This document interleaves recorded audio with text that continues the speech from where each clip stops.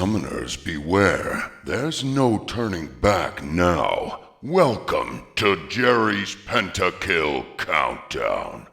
Now, if you'll excuse me, I really need to practice my swing. It's all in the wrists. Wait. Oh, crap. Ouch! You big lummox, the fairway is that way.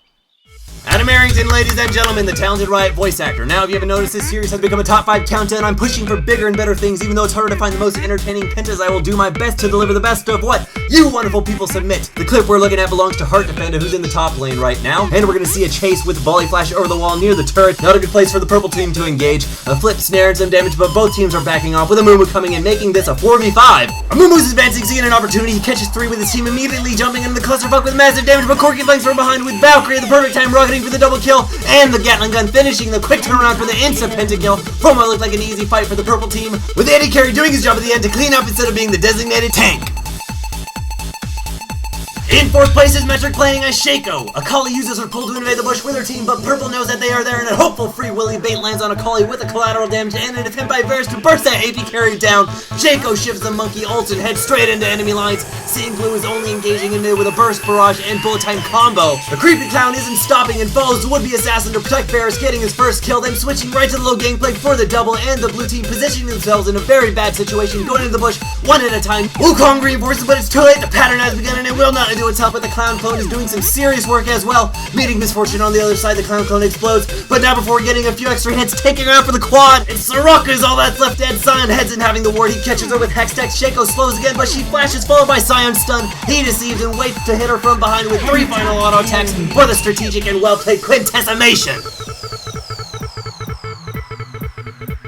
Coming in the bronze, 3rd medal place, we have Mr. Kearney playing as Kog'Maw on the purple team. In this mid lane team fight, we see both teams are poking at each other, having an equal amount of harass with 2 cogs, and both mages counterattack with Lee Sin and Blitzcrank leaving the fight area. Blue team is analyzing the next step, whether or not to engage. Nidalee is the only one hit by the laser, so engaging is possible for Blue with that out of the equation. Lux took the shockwave, but Renekton engages forward with a dash into Orianna for good damage, trying to burst her, but is stunned by Riven instead and gets bursted down himself before his ult took full effect, and the blue team is winning the fight, zeroing in on Kog'Maw, who focused Orianna, grabbing kill number 1. Now being chased by 4, he heads in for the bush and counters, is hitting 3 with very fast clicking, grabbing the double on the flashing Cougar. The Monk and Robot finally join the fight, doing extra damage, helping Kog survive long enough to finish his combo off on Renekton for the pentakill, turning the fight around with a devastating bush bait. The silver medal of this episode goes to a very unique clip, one that I've never seen before. Zindel playing as Vayne, and she's going to join the fight and disconnect right afterwards. You'll see grabbing the inhibitor. This is looking very bad for Blue with MF ulting, not hitting many minions. She's going to get stopped by Shen's taunt. Vayne ults and tumbles into the fight, attacking Misfortune, who flashes to the fountain, but starts off the counter. Vayne, who's now sitting in the same spot, becoming a supercharged, overpowered turret that heals itself.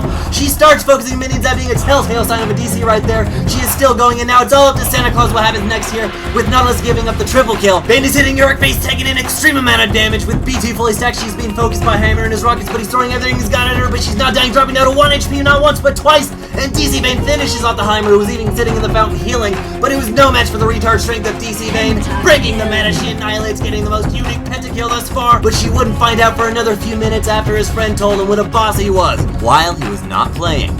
And coming into the glorious gold medal 1st place slot is a very intense and skillful fight featuring a rational noob on Team Fresh Pro, playing Ezreal, having GA with our Shirelli engager that is quickly spiraling down, and Turn Sour having Malphite Focus rides with Unstoppable Force, followed by the Howl of Loch Ness Monster. Fresh Pro is out of all that damage now, being a 2v5 fight.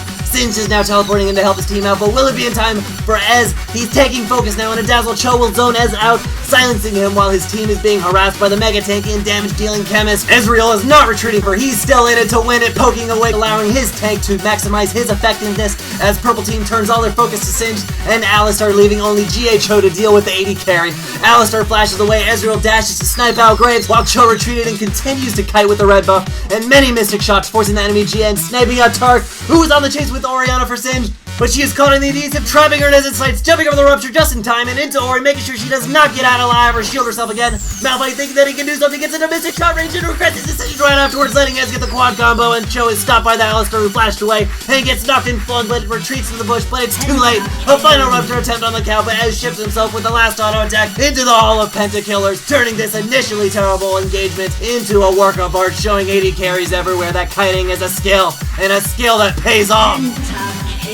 Hey there, sexy. Don't go yet, because this is a segment where I ask you a question and show you all the funniest, weirdest, and most interesting comments that spawn from my previously asked questions. Today's question is, if you could travel to the past to give your past self a piece of advice, what would it be? Go ahead and leave your creative answers in the comment section down below. Last week's question was, what was the most dangerous thing you've ever done? So let's take a look at what all you decent and kind-hearted people out there had to say for yourself. You're such a badass! Beauty, mate. Them shark-infested waters. You get any flakes off them and grill them on the barbie? I seriously feel like I'm the only one who can't get Chrome to work properly. Irreversible nightmares. I bet she put the slap in the bitch slap she gave you, boy. And your name is Expert Man? Man, you put the urine failure, as in you're the failure. If you would be so kind as to check out these other videos, I'd greatly appreciate it. Be sure to subscribe if you haven't yet, and click the like button if you enjoyed what you saw, and keep on sending in your pentakills. More info below. My name is Jerry. Swahoo!